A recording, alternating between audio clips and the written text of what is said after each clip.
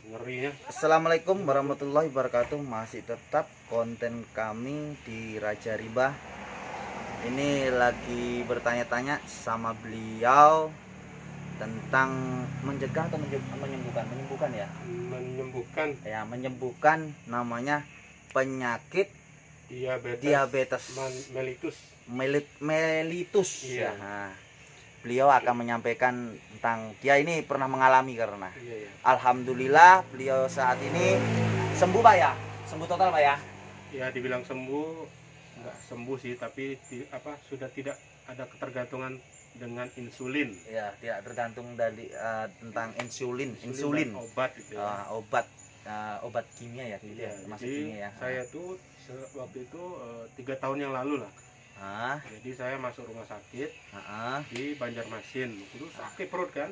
Sakit perut dahsyat lah. Terus itu berapa tahun Pak kena penyakitnya sudah Pak, kena penyakit instan saya itu? kena itu sejak umur 30.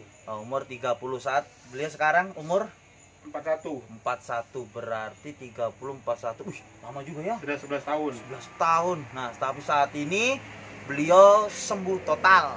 Ya, sekarang saya nggak pakai insulin.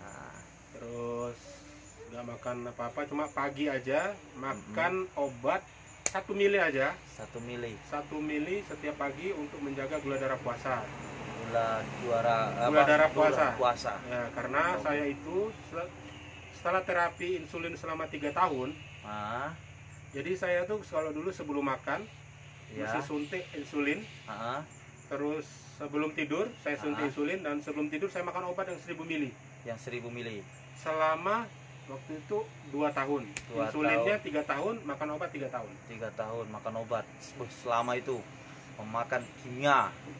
Terus selanjutnya Pak? Selanjutnya itu tahun ketiga, karena saya terlalu banyak makan kimia. Saya tiba-tiba kena batu empedu. Jadi sakit pagi-pagi, sesak. Kemudian di sini juga sakit gitu. Luar biasa lah, emak juga sakit luar biasa.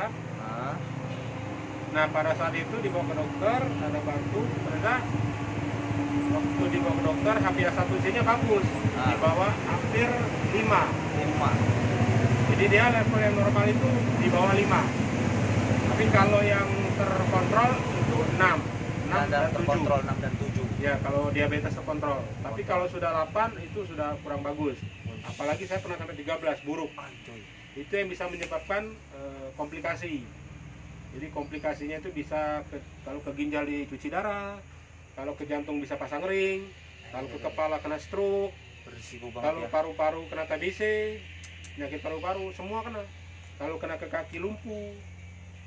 Kalau kena ke perut itu bisa dibersihkan, bisa operasi perutnya. Nah, jadi solusinya itu akhirnya saya menerapkan diet makan. Jadi saya kalau di rumah itu sekarang makan paling telat setiap hari itu jam 5 sore. Nanti makan berikutnya itu paling cepat itu 14 jam dari makan sore. Jadi kalau makan sore jam 5 sore, berarti kan kalau 12 jam itu kan jam 5 pagi kan? Iya. Berarti kalau 14 jam berarti itu kira-kira jam 7. Atau kalau nanti ditingkatkan lagi jadi 16 jam. Nah, saya pun makan nasinya nasi yang kadar gulanya 0. Kadar gula yang 0. Ya, saya pakai itu pun paling 2 sendok 3 sendok saya makan. Selama sampai 12 tahun itu Pak ya? Kalau itu saya sudah 2 tahun. Kalau sudah sampai 2 tahun. Sampai 2 tahun. Setiap hari saya olahraga. Minimal 30 menit. Ya, bisa dengan jalan kaki, jalan santai, bisa dengan sepeda. Berarti olahraga ringan lah. Olahraga ringan. Makan, banyakin protein sama sayur, terutama wortel, brokoli. Oke. Nah, tapi semuanya itu kalau namanya orang kena diabetes, berarti kita harus menjaga makanan.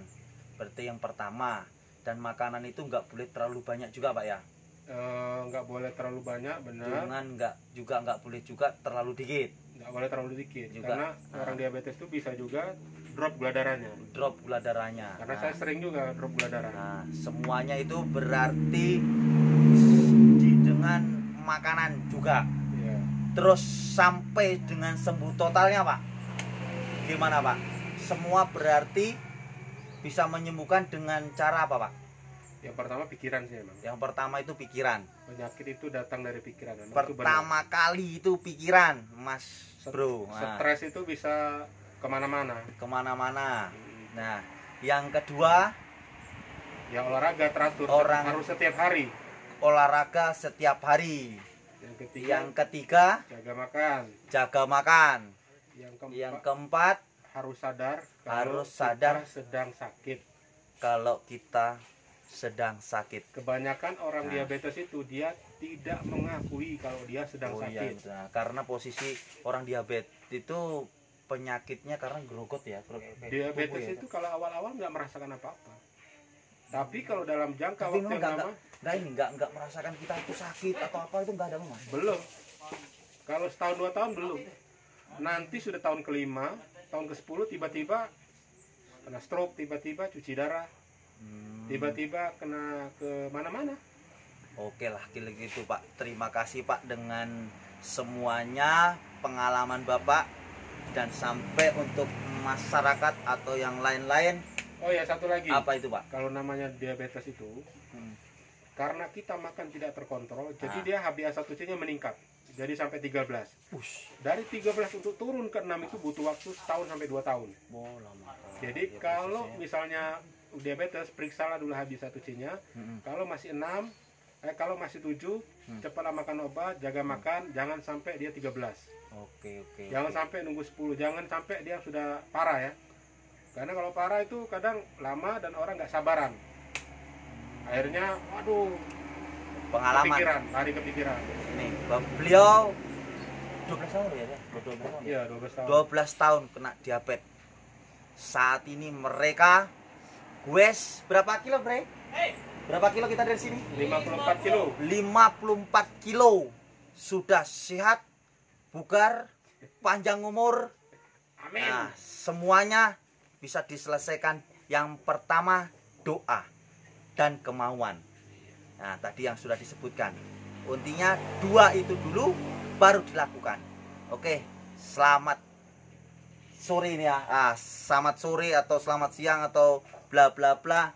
Salam sehat. Assalamualaikum warahmatullahi wabarakatuh. Waalaikumsalam, guys.